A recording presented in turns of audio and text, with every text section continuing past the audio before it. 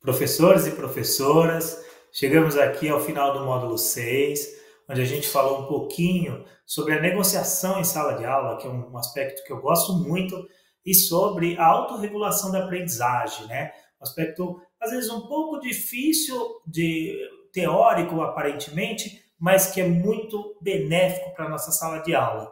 Vamos sistematizar isso, vamos entender um pouquinho, então, partindo dessa negociação em sala de aula, como ela ocorre? O processo de negociação é um processo onde aluno e professor, como esse esquema mostra para a gente, é como se fosse uma balança, a gente tem que achar o equilíbrio, né? E não pode ser muito autoritário e ser unilateral, se é só o professor que está mandando o tempo todo e o aluno não tem voz. E também não pode ser aquele momento que os alunos falam, e o professor não consegue comunicar o que ele quer. Então, essa balança, ela é viva, é uma balança que ocorre diariamente, mesmo que a gente conquiste o grupo e já tenha em mãos, é algo que a gente tem que estar trabalhando sempre, né? Essa negociação, ela vem da escuta ativa que a gente trabalha com os alunos, por isso que eu falei lá atrás da avaliação por pares, para eles se escutarem e aprenderem isso, e também como é que a gente pode parar para escutar os nossos alunos, né? Então, essa negociação, ela depende de um equilíbrio nosso diário. E como é que a gente pode aí trazer os aspectos para observar esse equilíbrio? Vamos dar uma olhadinha? Comunicando os alunos antecipadamente sobre as atividades avaliativas. Ninguém gosta de surpresa. Às vezes a gente fala assim, avaliaçãozinha surpresa. Professor, por que avaliação surpresa? Porque é assim, né? Você tem que estar preparado o tempo todo. Aí pode vir argumentos assim. Mas no Enem a gente não sabe a data. Quando vai fazer ou um vestibular específico dentro de uma universidade, a gente não sabe a data, o dia, o horário. Por que você está fazendo surpresa? E de certa forma não está errado, né? Não é assim a vida. Então você pode gerar uma ansiedade no aluno. Comunique ele. Até se você gosta de fazer essas avaliações semanais. Fala assim, quinzenalmente a gente faz um tipo de avaliação com uma pequena prova ou uma atividade em sala, mas comunicar é a chave, né? Permitir a escolha de alguns instrumentos. Quanto mais vocês trabalham, vocês viram, né, como a Aline trouxe diferentes instrumentos, quanto mais vocês aplicarem isso, você vai poder escolher instrumentos e perguntar às vezes para os seus alunos, olha, a gente já fez aqui um modelo de podcast, a gente já fez cartaz, a gente já fez PowerPoint, a gente já fez modelos em 3D, em barro, não importa, depende do que você tem em mãos, e aí fala para eles, e agora, qual vocês querem escolher como trabalho final? O aluno adora ser escutado, né? Ele sente que ele tem voz ativa, ele participa do processo e ele faz com mais vontade aquela atividade. Então, você vai promover assim, também eu recomendo uma avaliação no final do percurso, seja do bimestre, do trimestre ou do semestre até, para não ficar toda hora parando para isso. E aí eu vou trazer um exemplo para vocês de uma avaliação de final de percurso que eu fiz com os meus alunos do nono ano. Esse exemplo, primeira pergunta, eu fiz duas perguntas, eu vou mostrar essa primeira agora para vocês. Eu fiz, usei uma ferramenta chamada Mentimeter, que ela é gratuita e os alunos respondem com celular de forma anônima. É bom garantir o anonimato para que o aluno não se sinta intimidado. Você está convidando ele para falar de você. Abrir esse espaço é bom. Então a primeira pergunta foi, escolha 2 tipos de atividade que você mais gosta. O que eu queria com isso? Se vocês olharem aí, a gente tem muitos que escolheram trabalho em grupo, né? Pouco ali que escolheram aula expositiva. Mas o que isso demonstrou, e a minha questão com os alunos? Que se no ambiente democrático todos têm voz aqui. Não é a maioria vencendo essa minoria, tá? Mas é a gente tendo espaço. Então eu vou deixar de dar uma aula expositiva porque só 4 colocaram isso? Não, eu vou trabalhar essa diversidade. E eles aprendem a entender essa diferença. É verdade, não dá para ter só trabalho em grupo ou só relatório científico, um resumo de vídeo e aula. Então, o que a gente vê, todos os alunos votam em alguma coisa. E eles começam a perceber essa diversidade em sala de aula que é importante. E aí, no outro exemplo agora, eu vou mostrar para vocês o que eles podem falar sobre nós, né? No nosso dia a dia, sobre os aspectos nossos em sala de aula. Olha lá, eu fui bem direto com eles. Dê uma nota sobre o seu professor de ciências nesses aspectos. Respeito ético com o aluno. E a de 1 a 5, tá? Atenção e ajuda com as dúvidas e dificuldades dos alunos, 4,9.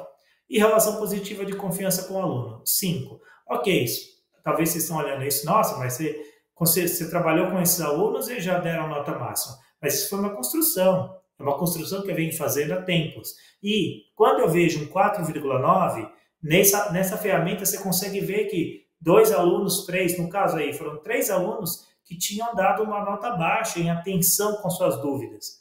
Fez um alerta para mim, pensar o seguinte, aquele aluno que fala mais eu estou atendendo, aquele aluno que fica quietinho eu não estou, pode ser ele, eu tenho que ficar mais atento em sala de aula. Então isso é importante para a gente. A gente abre e desfaz um muro entre o professor e aluno. Essa negociação é bárbara e acho que a gente tem que aplicar em sala de aula, né? Porque promove a reflexão do aluno. Já que a gente está falando de reflexão, vamos então falar um pouquinho da autorregulação da aprendizagem? Olha lá, a autorregulação da aprendizagem, ela passa por 3 grandes pilares. Os processos cognitivos, que vão ajudar no entendimento e das informações. O que é isso? O aluno, se ele aprende sublinhando, ele está fazendo isso, fazendo resumo, fazendo mapa conceitual, fazendo cartazes, atividades em laboratório, escritas de texto, reescrita de texto. Dependendo da sua área, você pode fazer várias atividades cognitivas. Então, esse processo é importante para o aluno reconhecer. Por quê? Ele vai para o segundo patamar aí, que é o que a gente chama de metacognição. Ele vai refletir qual desses processos ele aprende mais, né?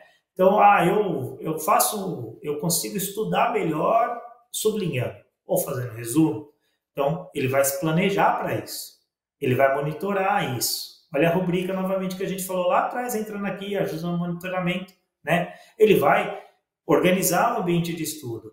A gente vai dar ajuda para ele, trazer exemplos, mas é ele que, só o aluno que pode escolher qual o processo que é melhor para ele ou não. Cada aluno é cada indivíduo tem que ser levado em consideração, né, no seu contexto. Bom, e aí logo ele também vai ver os processos emocionais, o que auxilia na aceitação de empatia, que a gente chama, e que é muito importante para prepará-los para o mercado de trabalho, prepará-los para a vida, e não apenas por uma prova de vestibular, né? Então, trabalhos em grupos, debates, jogos, fazer essas trocas é demais. Sabe por quê? Porque você vai mostrando para os alunos que eles têm que ter escuta do outro, que aprende a ceder, né?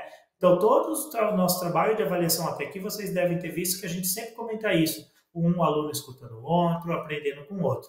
Esse é um processo aqui importante de autorregulação. E como é que a gente pode montar isso, então, num esquema de fácil visualização? Tem uma pesquisadora que fez uma montagem, uma escrita disso, e a gente tem um esquema que poderíamos mostrar para vocês agora. Olha lá, o aluno tem que pensar sempre em 3 partes. O aprendizado autorregulado, nesse organograma, ele mostra que o aluno tem que pensar primeiro, onde que eu estou indo? Então, o que é onde eu estou indo? É fixação de critérios norteadores. Lembra dos objetivos de aprendizagem que a gente falou tanto até agora nos outros módulos, né, de saber o que você quer com seus alunos e os alunos também saberem? É isso. Onde ele está indo? Então, são os critérios norteadores. Ele ter tempo para olhar naquele momento onde ele está, onde eu estou agora, e monitorar suas metas.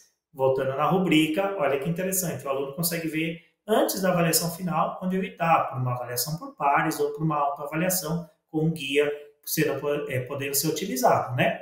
E como é que eu chego lá? O que falta para mim? Aí volta a metacognição de novo. São ajustes, estratégias que a gente pode induzir os alunos a seguir para ele reconhecer novos métodos até encontrar o melhor método de aprendizado para ele. Cada aluno tem o seu, né? Então, com esse grande esquema aqui, se a gente apresenta para os alunos e deixa em sala de aula e volta muito com ele em sala de aula, os alunos conseguem pegar e, com o tempo, acostumar com esse modelo.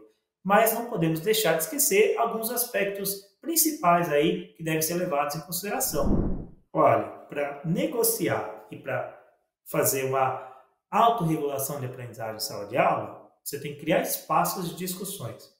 Não pense, e falo tranquilamente para vocês, que é pessoal. Nunca é pessoal. O aluno, às vezes, ele está disputando ou ele está embativo porque ele está se colocando num ambiente, quem ele está se descobrindo. Então, deixar certas discussões acontecerem, mesmo em relação a nós, deixar o aluno colocar aquilo, a gente vai contrapondo com tranquilidade e ele vai entrando no eixo. Você cria ambientes de sala de aula onde eles podem falar. Também diminui essas reclamações, porque eles podem falar, né? Fica menos agressivo. E é uma experiência muito positiva em sala de aula que eu falo para vocês. Fazer devolutivas individuais pelo menos uma vez por semestre. Gente, isso mudou a minha sala de aula, tá? O aluno, quando sente que pelo menos tenha 5 minutos com você, eu sei que a gente tem muitos alunos, por isso que eu falei uma vez por semestre, ele se sente valorizado, se sente escutado. Então é você contar sobre o percurso dele até aquele semestre e algumas coisas que você observou em sala de aula, pode ser comportamentais, pode ser de aspectos acadêmicos de estudo. Eles adoram, porque ajuda eles a refletir, né? E melhora a nossa relação de confiança em sala de aula.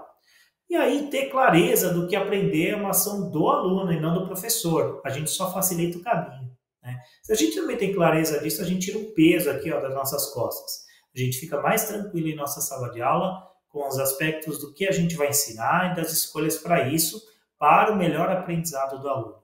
Mas o nosso aspecto é das estratégias, dos instrumentos, com os nossos objetivos de aprendizagem e os nossos critérios de avaliação. Assim, a gente fecha esse módulo 6 e abre um espaço para vocês agora no segmento aqui com o módulo 7, que é o módulo mais descritivo, que fala das conferências estudantis. Um modelo super interessante que vocês podem aplicar dentro da escola de vocês. Muito obrigado por me acompanhar até aqui e até o próximo módulo.